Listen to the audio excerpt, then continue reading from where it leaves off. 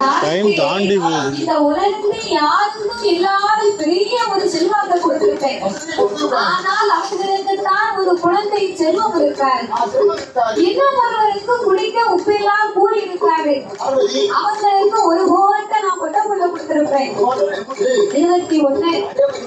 அதனால நீ என் கூட வந்தேன்னு வையே, அவருக்கு என்ன ஆச்சு, இவருக்கு என்ன ஆச்சு, அம்மா ஏன் இப்படி இருக்காங்க அப்படின்னு உன் வாழ வச்சுக்கிட்டு நீ சும்மா இருக்க மாட்டேன். அதனால் எனக்கு படிக்க நேரம் இருக்காது, உனக்கு பதில் சொல்லத்தான் நேரம் இருக்கும் பார்வதி. அதனால் நீ கைலாசத்திலே அமர்ந்திருந்தேயானா ஆண்டவன் படியிலிருந்து திரும்பி வருகிறேன் என்று சொல்லி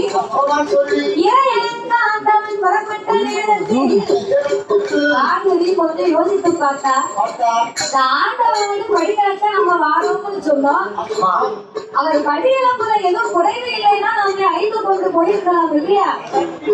அப்ப இவர் படியில ஏதோ குறை இருப்பதனாலதான் அழைத்து கொண்டு போகவில்லை. அதனால இந்த ஆண்டவனுடைய படியிலிருந்து இன்னைக்கு என்னன்னு நம்ம பரிசோதனை பண்ணி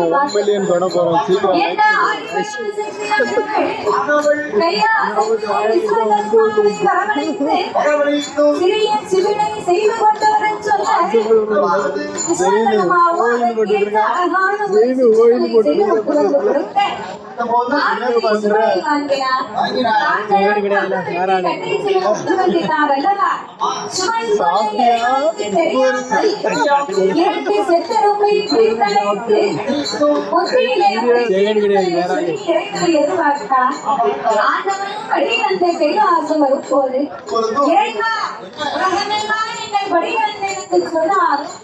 உங்களுக்கு தெரியாமல் எங்கிடத்தில் இருக்கு உயிர் பட்டினியாக இருக்க என்ன ஆதிவனா செட்டியானது சொல்ல தடனை தன்னை தன்னோ தடனை தன்னோ தாய் தன்னை தன்னோ தாய் தன்னை